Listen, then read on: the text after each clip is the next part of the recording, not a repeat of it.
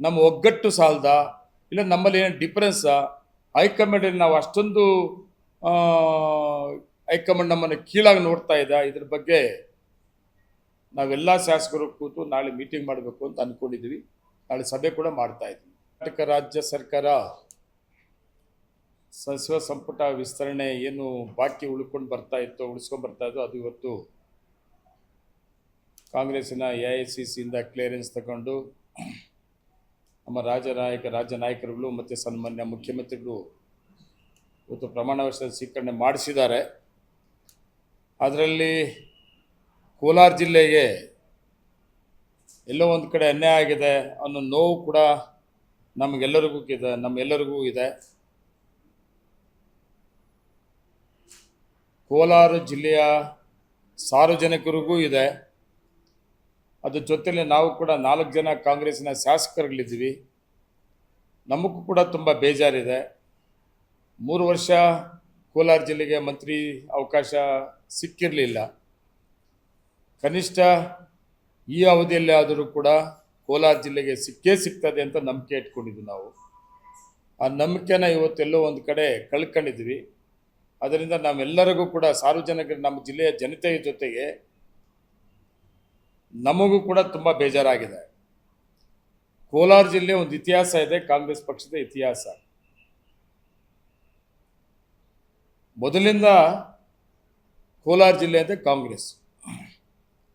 18ರಲ್ಲಿ 6 ಕಾಂಗ್ರೆಸ್ಸಿನ ಶಾಸಕರು ಕೊಟ್ಟಿದ್ದು ಕಾಂಗ್ರೆಸ್ಸಿನ ಹೈಕಮಾಂಡು ಮತ್ತು ರಾಜ್ಯ ನಾಯಕರು ಕೂಡ ನೆನಪು ಮಾಡ್ಕೊಬೇಕಾಗ್ತದೆ. ಕೋಲಾರ ಜಿಲ್ಲೆಯಲ್ಲಿ 5 ನೇರವಾಗಿ ಕಾಂಗ್ರೆಸ್ ಸಿಂಬಲಲ್ಲಿ ಗೆದ್ದರೆ, 1 ಕಾಂಗ್ರೆಸ್ ಬೆಂಬಲಿತ ಅಭ್ಯರ್ಥಿಯಾಗಿ ಮುಳಬಾಗಿಲಲ್ಲಿ ಕಾಂಗ್ರೆಸ್ಸಿನ ಅಭ್ಯರ್ಥಿ ಇಲ್ಲದೆ ಇದ್ದಾಗ ಇಂಡಿಪೆಂಡೆಂಟನ್ನು ಗೆಲ್ಲಿಸ್ಕೊಂಡಿದ್ದು ಕೂಡ, ಅದು ಸೇರಿ 6 ಕೂಡ 18ರಲ್ಲಿ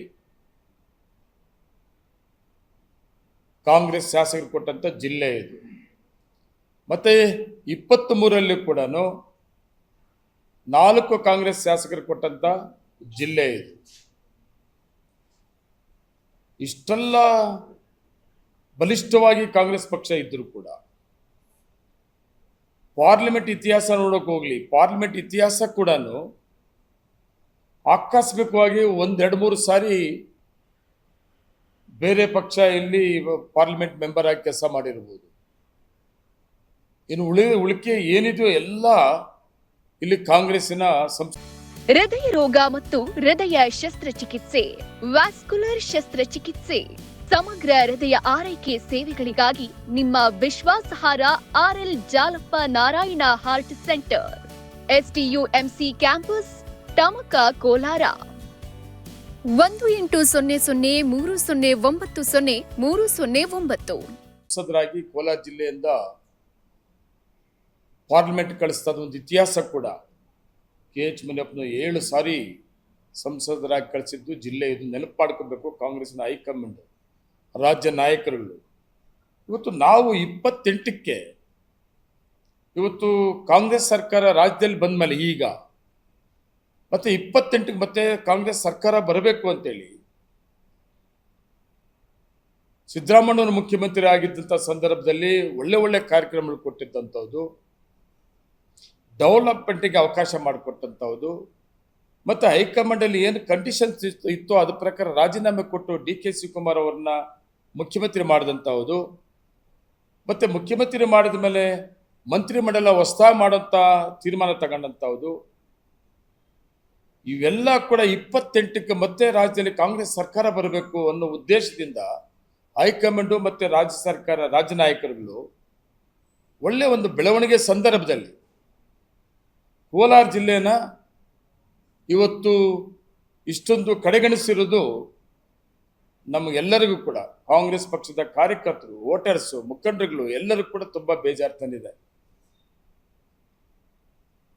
ಕೋಲಾರ ಜಿಲ್ಲೆಯಲ್ಲಿ ನಾವೆಲ್ಲ ಸಮರ್ಥರು ಅಲ್ಲೋ ಕಾಂಗ್ರೆಸ್ ಪಕ್ಷದಲ್ಲಿ ಅನ್ನೋದು ಕೂಡ ಎಲ್ಲೋ ಒಂದು ಕಡೆ ಬೇಜಾರು ಕೂಡ ಇದೆ.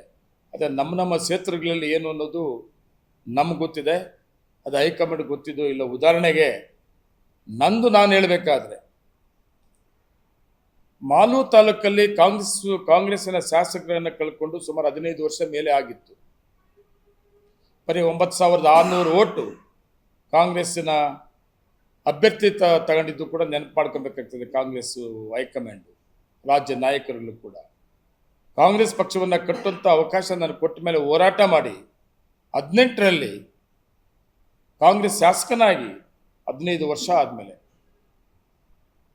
ಮತ್ತೆ 23ರಲ್ಲಿ ತುಂಬ ಕಷ್ಟ ಆದರೂ ಕೂಡ ಕಾಂಗ್ರೆಸ್ ಶಾಸಕನಾಗಿ ಉಳ್ಕೊಂಡಿದ್ದು ಕೂಡ, ಮತ್ತೆ ನಮ್ಮ ಕ್ಷೇತ್ರದಲ್ಲಿ ಕಾರ್ಯಕರ್ತರಿಗೆ ಅವಕಾಶ ಮಾಡಿಕೊಡೋಂಥದ್ದು ಯಾವುದೇ ಚುನಾವಣೆ ಬಂದರೂ ಕೂಡ ನಮ್ಮ ಕಾಂಗ್ರೆಸ್ಸಿನ ಕಾರ್ಯಕರ್ತರಿಗೆ BJP JDS ಯಾವುದೇ ಪಕ್ಷ ಕಾರ್ಯಕರ್ತರ ಅವಕಾಶ ಬಂದಂಥ ಸಂದರ್ಭದಲ್ಲಿ ನಮ್ಮ ಕಾರ್ಯಕರ್ತರಿಗೆ ಅತಿ ಹೆಚ್ಚಿನ ಅವಕಾಶ ಮಾಡಿಕೊಟ್ಟಿದ್ದು ಕಾಂಗ್ರೆಸ್. BJP ಏನು JDS ಮತ್ತು BJP ಏನೂ ಮಾಡೋಕ್ಕಾಗಲಿಲ್ಲ ಕಾಂಗ್ರೆಸ್ ಪಕ್ಷವನ್ನು.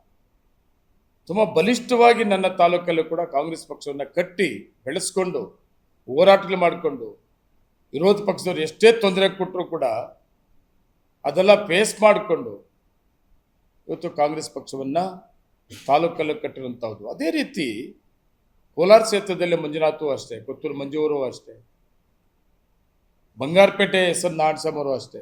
ನಮ್ದೆಲ್ಲ ಇತಿಹಾಸ ಆಗಲಿಲ್ಲ. ನಮ್ಮದು ಬಂಗಾರಪೇಟೆ ಮೇಲೆ ನಾರಾಯಣಸ್ವಾಮಿದ ಇತಿಹಾಸ ಇಲ್ಲ, ಹಿನ್ನೆಲೆ ಇಲ್ಲ. ಮತ್ತೆ ಕೊತ್ತೂರು ಮಂಜು ಅವ್ರದ್ದೇನು ಪಾಪ ಅವ್ರದ್ದೇನು ಅವ್ರ ಅಪ್ಪ ಅವ್ರ ತಾತನವ್ರ ಇತಿಹಾಸ ಹಿನ್ನೆಲೆ ಇಲ್ಲ. ನಂದು ಕೂಡ ಅಷ್ಟೇ, ನಮ್ಮ ತಾತ ನಮ್ಮ ಅಪ್ಪ ಅವರ ಇತಿಹಾಸ ರಾಜಕೀಯ ಹಿನ್ನೆಲೆ ಇಲ್ಲ. ನಾವು ರಾಜಕೀಯ ಪ್ರವೇಶ ಮಾಡಿ ನಾವೇ ನಮ್ಮದೇ ಆದ ಒಂದು ಇತಿಹಾಸವನ್ನು ಸೃಷ್ಟಿ ಮಾಡಿಕೊಂಡು ಇವತ್ತು ಕಾಂಗ್ರೆಸ್ ಪಕ್ಷಕ್ಕೆ ಒಂದು ಆಸ್ತಿ ಆಗಿದ್ವಿ ನಾವೆಲ್ಲ. ಯಾಕಿದೆಲ್ಲ ಹೈಕಮಾಂಡ್ ಗೊತ್ತಾಗ್ತಾ ಇಲ್ಲ ಅಂತ ಬೇಜಾರು ಕೂಡ ಆಗ್ತಾ ಇದೆ. ಅದರಿಂದ ನಾನು ಚಾಲೆಂಜ್ ಮಾಡೋದಿಲ್ಲ ಹೈಕಮಾಂಡ್ನ.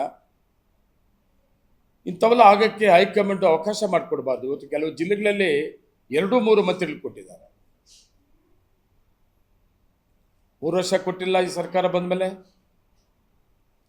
ಮತ್ತೆ ಈಗ ಎಲ್ಲರೂ ಕೂಡ ಯಾರೋ ನಮ್ಮಲ್ಲಿ ಯಾರನ್ನಾದ್ರೂ ಒಬ್ಬರನ್ನ ಮಂತ್ರಿ ಮಾಡೇ ಮಾಡ್ತಾರೆ.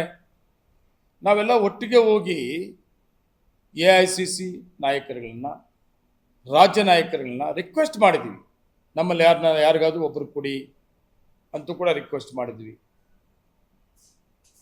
ಕೋಲಾರ ಜಿಲ್ಲೆಯಲ್ಲಿ SC ಜನಾಂಗ ಹೆಚ್ಚಿಗೆ ಇದೆ, ಕೊಡಂಗಿದ್ರೆ ನಾರಾಯಣಸ್ವಾಮಿ ಕೊಡಿ. ಮೇಜರ್ ಒಕ್ಕಲಿಗಾಸ್, ನಾನು ಒಬ್ಬ ಕಾಂಗ್ರೆಸ್ನಲ್ಲಿ ಒಕ್ಕಲಿಗ ಇದ್ದೀನಿ, ನನ್ನೂ ಕೂಡ 2 ಸಾರಿ ಗೆಲ್ಲಿಸಿದ್ದಾರೆ. ಜಿಲ್ಲೆಯಲ್ಲಿ ಎಲ್ಲ ಒಕ್ಕಲಿಗ ಜನಾಂಗ ತುಂಬ ಎಕ್ಸ್ಪೆಕ್ಟ್ ಮಾಡ್ತಾ ಇದ್ದಾರೆ. ಯಾರಿಗಾದ್ರೂ ಒಬ್ರಿಗೆ ಅವಕಾಶ ಮಾಡಿಕೊಡಿ, ನನಗೆ ಕೊಡಿ, ಇಲ್ಲ ನಾರಾಯಣಸ್ವಾಮಿ ಕೊಡಿ, ಇಲ್ಲ ಕೊತ್ತೂರು ಮಂಜು ಅವ್ರಿಗೆ ಕೊಡಿ ಅಂತ ಕೂಡ ನಾವು ಹೈಕಮಾಂಡಲ್ಲಿ ನಮ್ಮ ಮನವಿಯನ್ನು ಇಟ್ಟಿದ್ವಿ. ಅದರ ಮುಖ್ಯಮಂತ್ರಿಗಳು ಮತ್ತು ಪಕ್ಷದ ಅಧ್ಯಕ್ಷರು ಮತ್ತು ರಾಷ್ಟ್ರೀಯ ನಾಯಕರುಗಳು ಕೋಲಾರ ಜಿಲ್ಲೆನ ಮರ್ತುಬಿಟ್ರೇನೋ ಅನ್ನೋ ಬೇಜಾರಿಂದ ಇವತ್ತು ನಾವು ತುಂಬ ಬೇಜಾರಲ್ಲಿದ್ದೀವಿ. ನಾವು ಇವತ್ತು ಕಾಂಗ್ರೆಸ್ ಸರ್ಕಾರ ರಾಜ್ಯದಲ್ಲಿ ಬಂದ ಮೇಲೆ ವಿರೋಧ ಪಕ್ಷದವ್ರಿಗೆ ಯಾವುದು ಏನು ಮಾತಾಡೋಕ್ಕಾಗ್ತಾ ಇಲ್ಲ. ಡೆವಲಪ್ಮೆಂಟ್ಸಲ್ಲಿ 5 ಗ್ಯಾರಂಟಿಗಳು ಕೊಟ್ಟಿರೋದ್ರಲ್ಲಿ ಎಲ್ಲ ಮುಂದೆ ಇದ್ವಿ. ಅದು ಸಾಮಾಜಿಕ ನ್ಯಾಯ ಕೊಡೋದ್ರಲ್ಲಿ ಕಾಂಗ್ರೆಸ್ ಪಕ್ಷದಲ್ಲಿ ಕೋಲಾರ ಜಿಲ್ಲೆಗೆ ಅನ್ಯಾಯ ಆಗಿದೆ. ಅದು ತುಂಬ ಬೇಜಾರಿದೆ. ಅದರಿಂದ ನಾವು ಕೋಲಾರ ಜಿಲ್ಲೆಯ ಶಾಸಕರುಗಳು ಒಟ್ಟಿಗೆ ಕೂತು ನಮ್ಮ ನೋವನ್ನು, ನಮ್ಗೆ ಅನ್ಯಾಯವನ್ನು ನಾವು ಯಾವ ರೀತಿ ಇದನ್ನು ಸರಿಪಡಿಸ್ಕೊಬೇಕಾಗ್ತದೆ, ನಮ್ಮ ಒಗ್ಗಟ್ಟು ಸಾಲದ ಇಲ್ಲ ನಮ್ಮಲ್ಲಿ ಏನು ಡಿಫರೆನ್ಸಾ, ಹೈಕಮಾಂಡಲ್ಲಿ ನಾವು ಅಷ್ಟೊಂದು ಹೈಕಮಾಂಡ್ ನಮ್ಮನ್ನು ಕೀಳಾಗಿ ನೋಡ್ತಾ ಇದೆ, ಇದ್ರ ಬಗ್ಗೆ ನಾವೆಲ್ಲ ಶಾಸಕರು ಕೂತು ನಾಳೆ ಮೀಟಿಂಗ್ ಮಾಡಬೇಕು ಅಂತ ಅಂದ್ಕೊಂಡಿದ್ದೀವಿ. ನಾಳೆ ಸಭೆ ಕೂಡ ಮಾಡ್ತಾ ಇದ್ದೀವಿ.